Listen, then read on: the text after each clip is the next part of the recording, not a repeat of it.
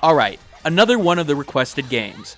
This time around we've got hundreds of enemies to destroy, similar to games like Hyrule Warriors. But this time around, it's with ninjas. Ninja girls to be exact. Ninja girls with machine gun spider contraptions coming out of their dress. Oh god, what have I gotten myself into? Senran Kagura Estival Versus came out on Tuesday, March 15th on the PlayStation 4 for $49.99. With an emphasis on fan service and action, can XSEED's latest hack-and-slash game deliver gameplay along with its visual flash? Or will it go too light on deep combat mechanics that mirrors the amount of clothing the characters are wearing? Let's find out. Let's start with the plot, if you can really call it that. Basically, the different ninja squads from the SK universe get pulled into an alternate world. This new world is filled with beaches and spots for relaxing and having fun, and it's just in time for the Millennium Festival. This festival for these ninjas is basically a competition of sorts. It's a race for each team of shinobi to destroy the other team's platforms while keeping their own, to earn the title of Kagura, one of the highest ranks that can be given in this world. Of course, the plot isn't that simple in the end, as this world acts as a bridge between worlds. Former fallen allies and family members are run into, causing characters to reconnect with lost loved ones, and them not wanting to give them up. The plot's main themes focus on a couple of things: what these girls are fighting for, how much loss they've endured and how they've had to cope, and what it means to be a shinobi in their eyes. Like always, things aren't what they seem like at first, as there's a bigger picture behind the creation of this festival and what its true purpose is. And in a couple of aspects, the storytelling kind of works. While it's filled with anime tropes to the brim, certain characters do have revelations and character growth moments that seem reasonable, in particular with characters like Ryobi and Ryona. It's the extremes that are the highlight here. The weakest and strongest moments that show up for each character arc usually end up standing out for several of the main characters, and even some of the side characters as well. On the flip side, there's a slight problem with stakes here. There's some high stakes put up at one point of the story, and it's just sort of thrown to the side. That plot element is absent at the conclusion of the story, and you can't help but feel that the story should have, addressed it. Now, this may be better answered more with some background in the Kagura universe that I don't have, but to me, this plot feels like a filler anime episode. A lesson was learned and all, the heroines became marginally stronger, but honestly, we could have skipped over it for the sake of speed. The writing heavily relies on the fan service as well, if the bikinied babes and clothes destruction in battle wasn't enough of a clue of its target audience. There's several scenes in the game that really have no impact to the overall plot, but are there to either progress character relationships, or just to go for that fan service angle. Now look, I believe that when it comes to content like this, it's to each their own. If you like this content, that's fine. If you don't, that's fine too. However, I will say that at times, some of the parts that had this fan service, well, it felt too forced. Like some connection was needed to add another level to play for a specific character, and something was made up on the spot. In these fan service sections, you did have great writing with interactions between characters like Yagu and Hibari, for example, that made a lot of sense in terms of their development and atmosphere. But for others, the fan service felt foreign, like it shouldn't have been there. It's not that they are written bad, they just feel out of place at times. But okay, enough story. Let's get into the gameplay, shall we? This is a game along the lines of Dynasty and Hyrule Warriors. There's a ton of enemies on screen. You'll need to chop them into bits until the wave is done, and then repeat the process. You'll get a little bit of variety of enemies here, but the grunts are mainly there to rack up unbelievable combo numbers. Now, you'll normally start the level untransformed, but once you've earned one ninja scroll, you can transform into your shinobi equivalent, which does more damage and replenishes your health bar, along with adding access to special attacks. At a certain point, a rival shinobi, or 2, or 3, will come out of the shadows to deal with you personally, as they can be considered the bosses of the level. They pose the biggest threats, as they can take significant amounts of damage and are basically your equals. I mean, all of them are characters you can play down the line, so yeah, they are your equals. Each character has a light and strong attack, which can be comboed appropriately. And this is where characters start to get their reasonable differences.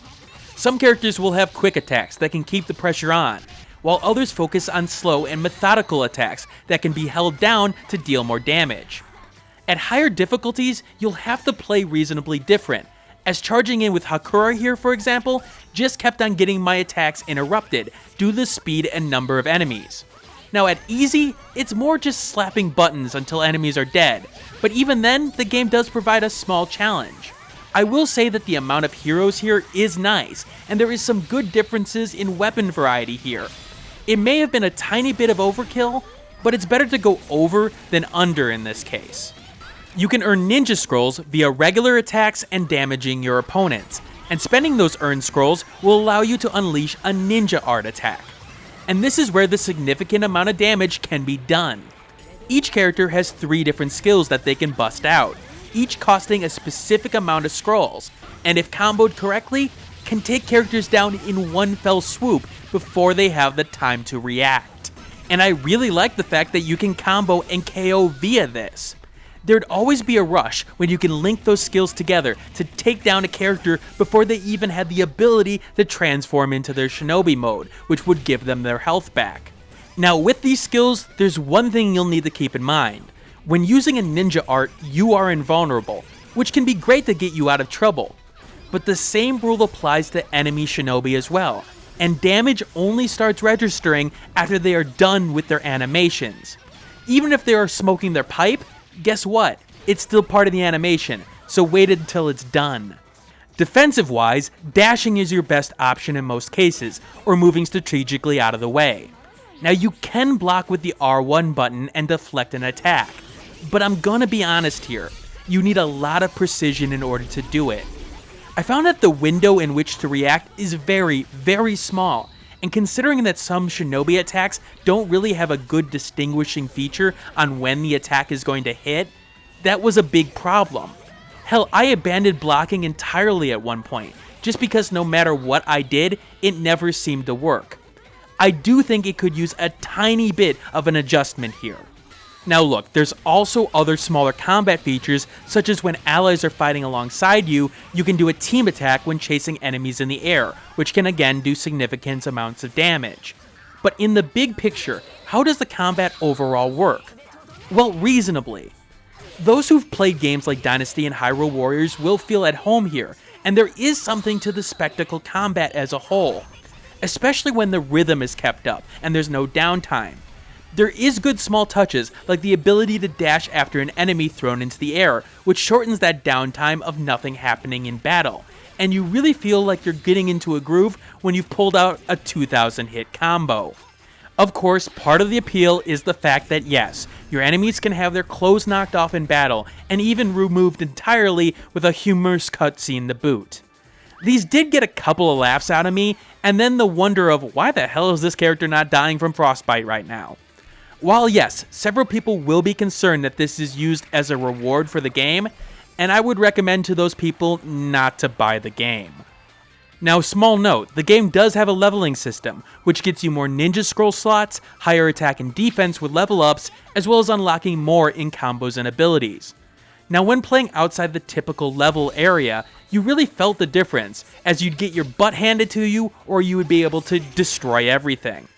On the other hand, even if you were a little bit underleveled, sometimes it was a good way to earn experience. But here's the thing about combat overall. I see it being very hit and miss for people.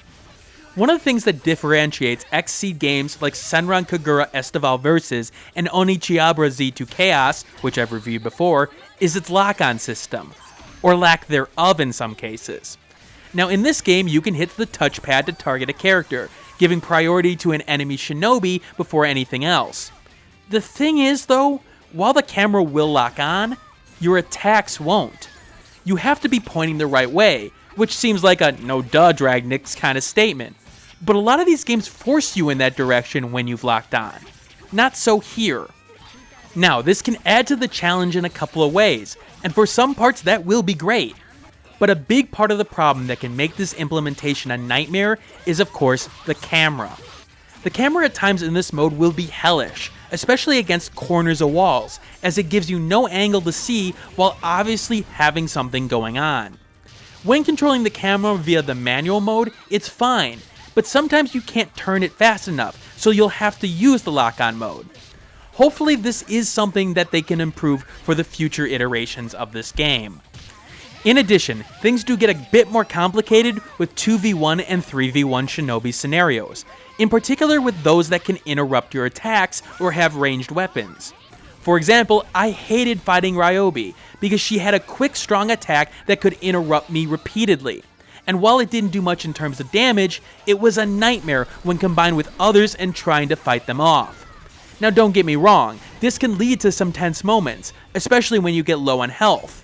But sometimes it took aggravating to the next level, and maybe just sort of want to walk away.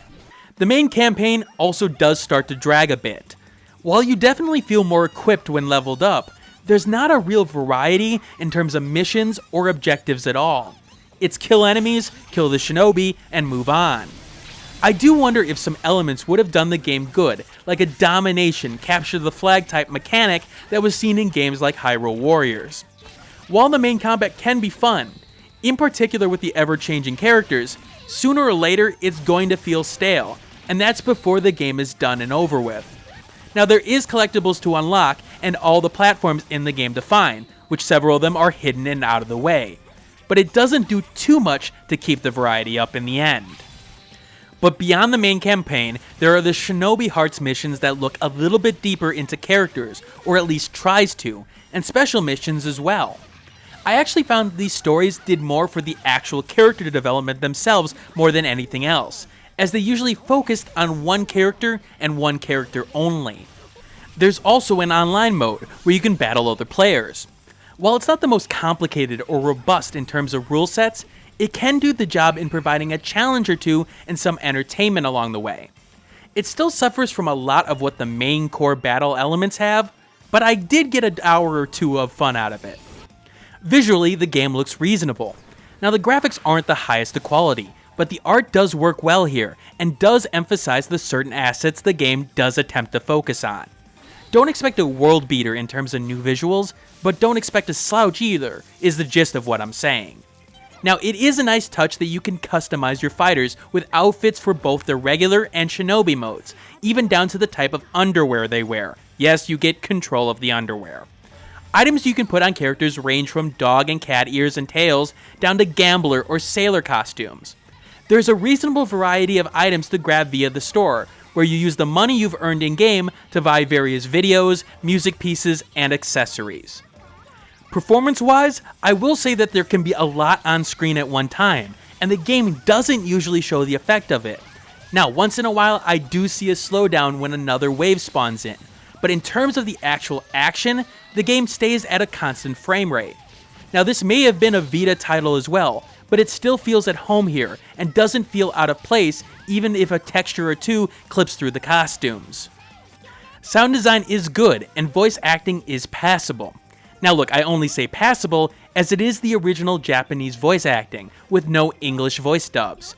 So it's hard to say if the actresses did their job with tone and whatnot, with the whole language barrier thing. As to music, I find music in particular to be very, very subjective, and while I really did enjoy this music and it complementing battle rather well, I feel it's better if you just listen to what the game has to offer.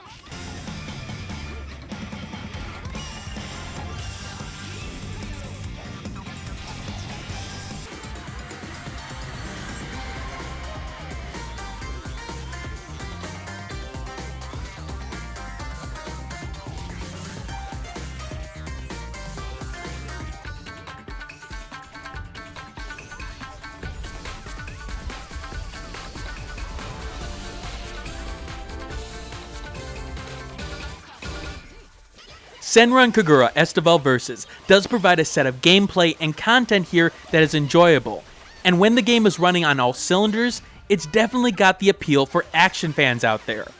But it's when it's not running on all cylinders, that's when the cracks in the armor start to show, as the combat starts to show its flaws, and in particular in the variety area. There's also this ever-looming feeling that what you're doing doesn't mean a whole lot to these shinobi. Nevertheless, it earns a base score of 70 out of 100 on my buyability scale. It's a good, but not brilliant game, and for those who love games of this genre specifically, or love the subject matter, it's worth a pickup right now. For others, however, it is a sale target. But that doesn't take into account my enhancer system, which takes more subjective elements in terms of the buyability score and adds and subtracts accordingly. So, on to those. +5 if you like games with Hyrule Warriors syndrome. Want to go through every story arc, every possibility, and have the time to do the same thing over and over and over again? Well, in terms of content, this game brings it like Hyrule Warriors did. I mean, there is a lot to do here. Now, a good amount of it has you doing the same thing over and over again, but if you don't mind that, then this is probably the game for you. Add 10 points to the score, or take 15 points away from the score if you like or dislike fan service. Okay, look, this game is the definition of fan service. Let's be open with that from the get-go. I have no problems with that, and that's why this enhancer exists. Those who want it will find that the presentation of hilarious scenarios in which a character is declothed can be a riot. Those who hate those kind of features are going to find a game that's going to throw it at them at every corner. And it's not shy about it either, it's in your face. So let's just say Polygon would not only be triggered by this game, they'd be triggered into the next millennia. And yes, I'm still bitter about that Bayonetta 2 review. Add 5 to the score if you like the cheesy animes. Now, even beyond the fan service, this game's anime style at times shines through strongly, and so if you've been known to take in all things anime, then this game should be something of an at-home experience for you. Take off 5 points if you need variety desperately to keep your attention. Now this game, you're going to do a lot of the same thing over and over and over again. Now if you're looking for that variety, despite it being in places of the characters and some level elements, the game is probably not for you. And that's it for the enhancers. But there's one more thing I need to cover. At a fan request, I'm supposed to identify who the best girl is. Now, while there's a diverse cast here, and it's hard considering that this series actually has a history that I'm unaware of, there's still one that stood out to me. Yagyu. And yes, I probably butchered that name. Yagyu's character seems to be someone who I would respect, focused on the task, and yet very protective of those close to them. The story behind her eyepiece is tragic, yet inspiring, and she seems to realize that her strong, yet older sister mentality has to give way at times for emotions and feelings. She's a person who knows what she wants, and she fights with a damn umbrella with spikes. Come on, who doesn't love that? While characters like Homura were interesting and had some fun fighting styles, I guess you can call Yagyu my waifu. I hope I'm using that term correctly. Anyway, this is Dragnix signing out, and stay tuned on the channel this weekend, as I may be streaming a certain fighting game that comes out on the Wii U as requested by you guys. Again, if you have any questions or comments, leave them below, and I will see you all later. Thanks for watching. Like the video, share it with a friend, and subscribe if you want more content like this. In the description below, you'll find the Steam review accompanying this vid, along with social media that you can follow me on, Twitter, Google+, and Facebook groups. And if you want to support the channel, click that Patreon on the left of the screen. And remember, keep on gaming.